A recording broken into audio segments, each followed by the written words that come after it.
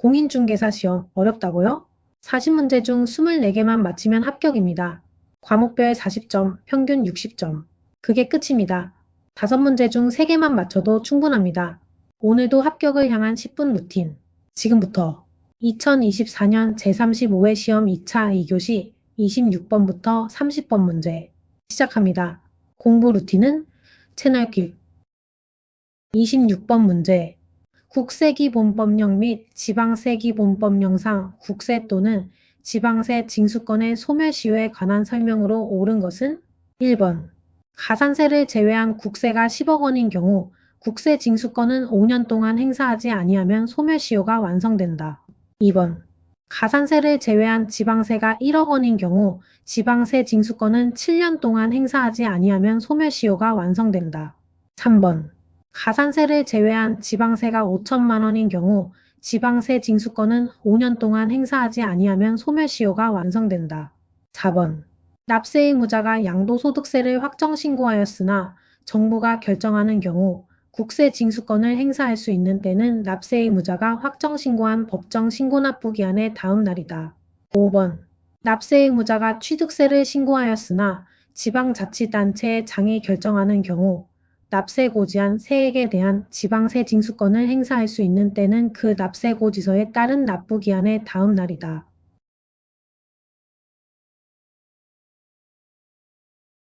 정답은 5번입니다.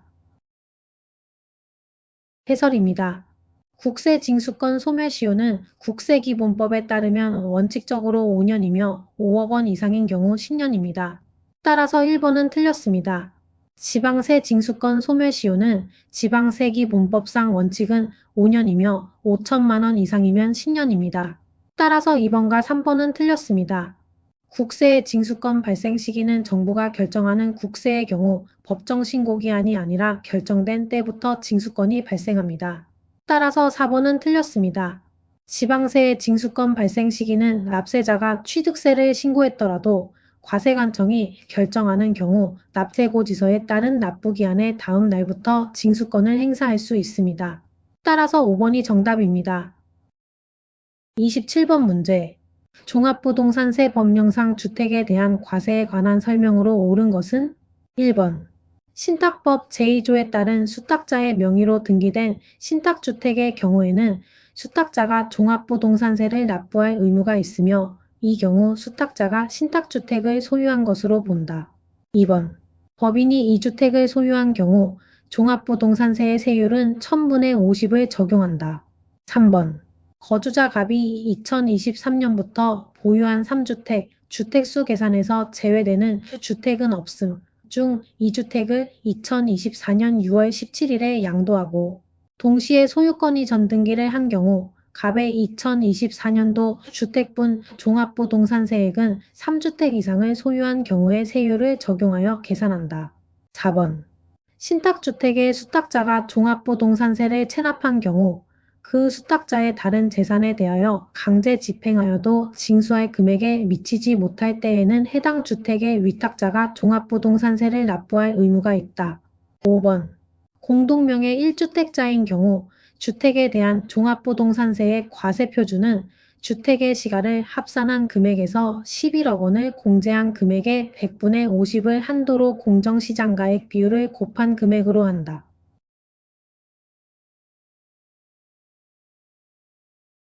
정답은 3번입니다. 해설입니다. 1번은 신탁주택의 경우 종합부동산세 납세 의무는 수탁자가 아니라 위탁자에게 있습니다. 따라서 틀린 설명입니다. 2번은 법인이 이 주택을 소유한 경우 세율은 단일 3%를 적용하며 1000분의 50이라는 표현은 잘못입니다. 3번은 거주자가 3주택을 보유하다가 6월 1일 기준으로 여전히 3주택 이상이라면 종합부동산세는 3주택 이상 세율을 적용합니다. 따라서 옳은 설명입니다. 4번은 신탁주택의 체납 문제에서도 납세 의무는 위탁자가 아니라 수탁자에게 있으므로 틀린 설명입니다. 5번은 공동명의 1주택자의 경우 과세표준 계산은 11억 공제 후 각자의 지분에 따라 과세하는 방식이지 100분의 50 한도 규정은 없습니다. 따라서 정답은 3번입니다. 28번 문제 종합부동산세 법령상 토지에 대한 과세 설명으로 옳은 것은 1번. 토지분 재산세의 납세 의무자로서 종합합산과세 대상 토지의 공시가격을 합한 금액이 5억 원인 자는 종합부동산세를 납부할 의무가 있다. 2번. 토지분 재산세의 납세 의무자로서 별도 합산과세 대상 토지의 공시가격을 합한 금액이 80억 원인 자는 종합부동산세를 납부할 의무가 있다. 3번. 토지에 대한 종합부동산세는 종합합산과세 대상, 별도합산과세 대상 그리고 분리과세 대상으로 구분하여 과세한다. 4번. 종합합산과세 대상인 토지에 대한 종합부동산세의 과세표준은 해당 토지의 공시가격을 합산한 금액에서 5억 원을 공제한 금액의 100분의 50을 한도로 공정시장가액 비율을 곱한 금액으로 한다. 5번. 별도 합산과세 대상인 토지의 과세표준 금액에 대하여 해당 과세 대상 토지의 토지분 재산세로 부과된 세액은 지방세법에 따라 가감 조정된 세율이 적용된 경우에는 그 세율이 적용된 세액 같은 법에 따라 세부담 상한을 적용받은 경우에는 그 상한을 적용받은 세액을 말한다. 이는 토지분 별도 합산세액에서 이를 공제한다.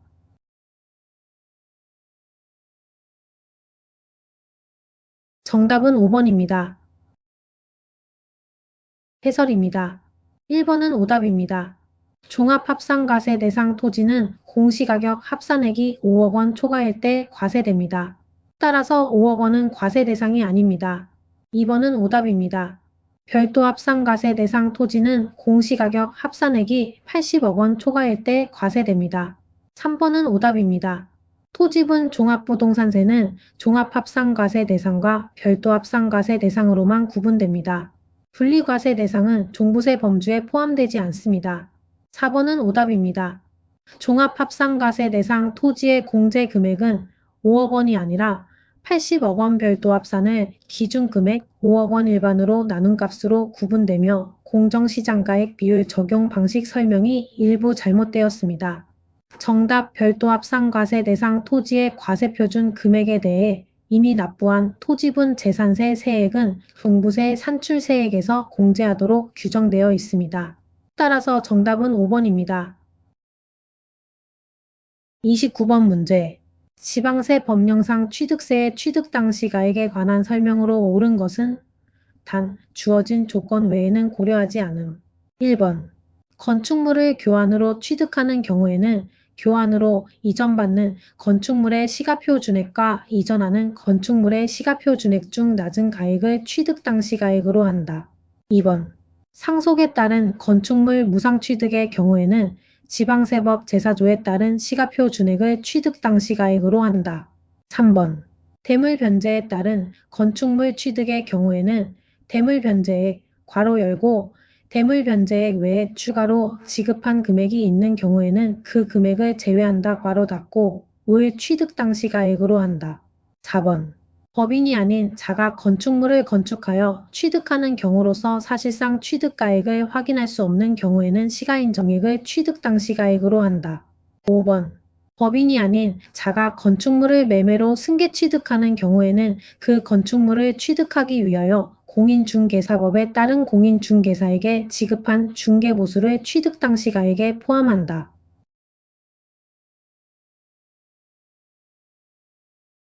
정답은 2번입니다.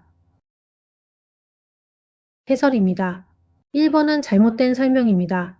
교환 취득의 경우 취득 당시 가액은 교환으로 이전받는 건축물의 시가표 준액으로 산정하며 낮은 가액을 기준으로 하지 않습니다. 2번이 정답입니다. 상속에 따른 무상 취득은 지방세법 제4조에 따라 시가표 준액을 취득 당시 가액으로 합니다. 3번은 틀렸습니다. 대물 변제에 의한 취득은 대물 변제액 전액을 기준으로 하며 추가 지급 여부를 따져 공제하지 않습니다. 4번도 틀렸습니다. 사실상 취득가액을 확인할 수 없을 경우 시가표 준액을 취득 당시 가액으로 합니다. 시가인 정액이 아닙니다. 5번 역시 틀렸습니다. 취득세 과세표준에는 원칙적으로 중개보수가 포함되지 않습니다. 따라서 정답은 2번입니다. 30번 문제. 지방세 법령상 취득세에 관한 설명으로 틀린 것은 단, 지방세 특례 제한 법령은 고려하지 않음. 1번. 대한민국 정부기관의 취득에 대하여 과세하는 외국 정부의 취득에 대해서는 취득세를 부과한다. 2번. 토지의 지목을 사실상 변경함으로써 그 가액이 증가한 경우에는 취득으로 본다. 3번. 국가의 귀속에 반대급부로 영리법인이 국가 소유의 부동산을 무상으로 양여받는 경우에는 취득세를 부과하지 아니한다. 4번. 영리법인이 취득한 임시응행장의 존속기간이 1년을 초과하는 경우에는 취득세를 부과한다. 5번. 신탁법에 따른 신탁으로서 신탁등기가 병행되는 것만 해당한다. 신탁으로 인한 신탁재산의 취득 중 주택조합 등과 조합원 간의 부동산 취득에 대해서는 취득세를 부과한다.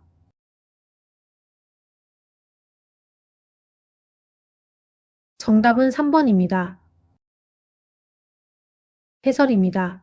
1번은 올바른 설명입니다. 외국 정부가 대한민국 내에서 정보기관의 취득과 동일하게 취득을 하는 경우에는 상호주의 원칙에 따라 취득세를 부과합니다. 2번은 올바른 설명입니다. 토지 지목의 사실상 변경으로 가액이 증가하면 취득으로 보아 과세하는 것이 원칙입니다. 3번은 영리법인이 국가 소유 부동산을 무상으로 양여받더라도 이는 사실상 새로운 취득에 해당하므로 취득세를 부과해야 합니다. 따라서 부과하지 않는다는 설명은 틀렸습니다. 4번은 올바른 설명입니다. 영리법인이 취득한 임시응행장이 존속기간 1년을 초과하면 취득세 부과 대상이 됩니다. 5번은 올바른 설명입니다. 신탁재산의 취득 중 주택조합과 조합원 간 부동산 취득은 취득세 과세 대상입니다. 따라서 정답은 3번입니다. 5문제 끝. 3개 이상 맞히셨다면 오늘도 합격 루틴 성공. 공인중개사 시험 40문제 중 24개만 맞히면 끝.